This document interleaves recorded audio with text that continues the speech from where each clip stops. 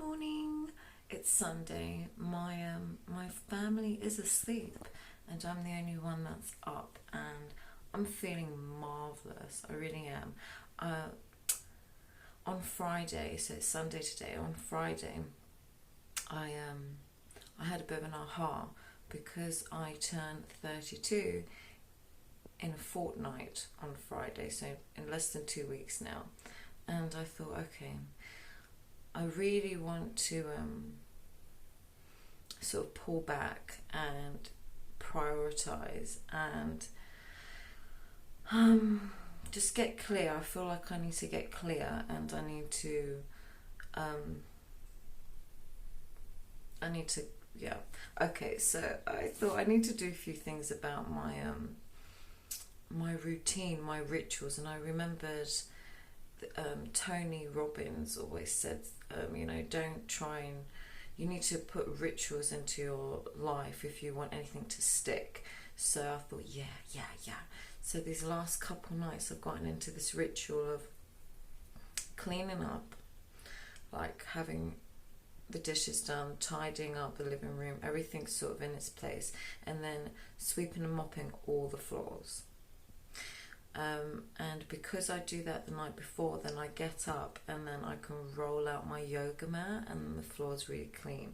Because if the floor isn't clean, then I don't want to roll out my yoga mat, and then I don't do my yoga, and then it all sort of, it's like I work against myself. So these last couple of days I've been doing all the nighttime cleaning, and then in the morning I've been doing some yoga.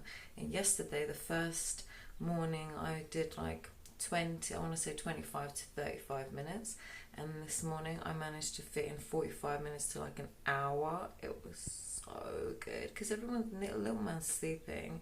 My husband got up for like half an hour and then went back to sleep, and I've just had this wonderfully peaceful morning. It's so good. And I also on Friday decided to do a vegan cleanse for 2 weeks until my birthday. And I never grew up with the term vegan. But I grew up with the diet, in the sense that my parents are Greek Orthodox, and my mum was raised, and her mum, and it goes back, hundreds of years worth of generations, where you fast for 40 days before Easter, and then 30 odd days before Christmas, and then twice a week on a Wednesday and Friday. And I believe the Catholics picked that up after as well. So I was raised on my mum always doing this fast. That's what it was always called. She'd always say, I'm fasting. So I did it, especially in my early 20s. I relied on it heavily when I was at university as well. In my final year, I would just keep to like the holiday seasons of keeping this fast, and I was pretty grateful for it because of a control aspect. It sort of took care of something that you can, if you're kind of undergoing like a project, or like a degree where you really have to like sort of eat your way through it just for like the energy. Sometimes as a parent, or if you want to do something, get something done, you need that energy, and you sort of end up munching on stuff.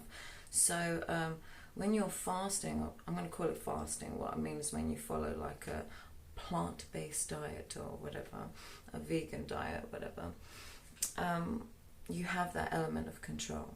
And I think that's what a lot of people have an appeal for. I think with men it's like definitely a control thing, and then I think with women it sort of helps many with eating disorders. Women who can't eat, it helps them eat, and women who like eat too much and just want to like feast all day long, it helps them too. Long term, I don't advocate it because I don't like anything that doesn't have the blueprint of God. And what I mean by that is anything that's synthetically made, and all vitamins are by and large genetically modified and obviously completely synthetic. So can't get on board with a long-term vegan diet because it has to be supplemented, and that's just not natural enough for me. And then the other thing why I don't do it long-term, and this was really what was the turning point for me with veganism, because I had one foot in the door with it and I was going to go all the way with it, but then my discernment flag was like flying, and it was like, but there has to be something wrong with it, because you need to supplement, all this sort of like negativity around the vegan community was a bit disconcerting.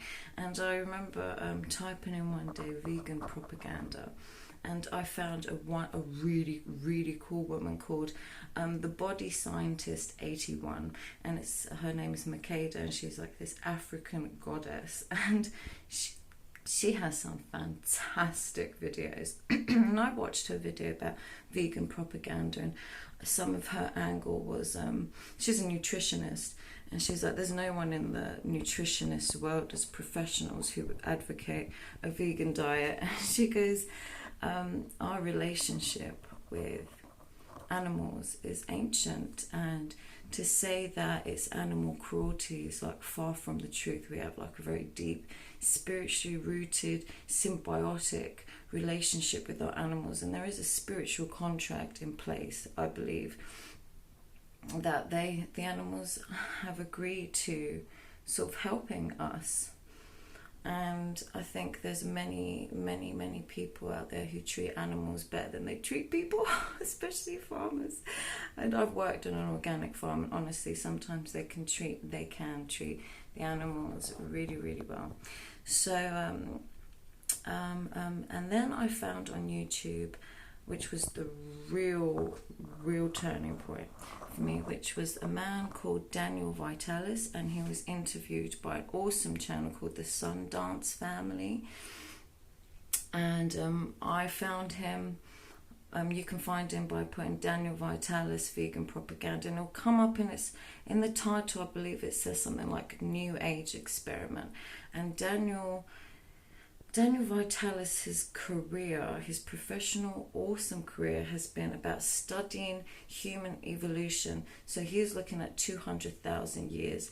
And what he found was that, the wild man was totally healthy, and he ate animals and animal products, and he never had tooth decay, he never had like an epidemic of like heart disease or cancer or anything like that. It's only in the last 150 years where they've sort of really pumped up artificial things in our diet, and crap to like sort of create really ill health. And what he found when he looked at human evolution is that vegans haven't existed, in the sense that there isn't a population that has had a vegan community that went on to have children who were vegan, who then went on to have children who were vegan. Now vegetarianism has, and the Hindu people in India have been vegetarian. They can trace it back 10,000 years. So the vegetarian diet is, some can say arguably the best of both worlds. It has real balance to it. No animal has to die to be sacrificed for you to eat, to survive. And but they eat a lot of ghee, a lot of animal butter and stuff like that. So that's my take on it. That's my take on it. So for the next 2 weeks until my birthday, I really want to fast. I really want to fast. These last 36 odd hours, I've actually feel a huge difference already, and I'd really recommend it. For as long as you like. Daniel, I should mention actually, Daniel Vitalis was a vegan for 10 years, and he said that the first 5 years he felt amazing, like Superman, and then the next 5 years he found his body sort of getting ill, and he didn't want to admit that it was his vegan diet, so it took him a long time, very stubborn. But I definitely recommend watching his vlog, his interview on vegan propaganda. Okay, I'm going to leave it there. I've been talking for ages. So I'm well, and I'm doing stuff. I hope you're well and doing stuff and having a lovely, lovely, lovely time, whatever it is that you're doing. God bless. Speak to you soon. Bye.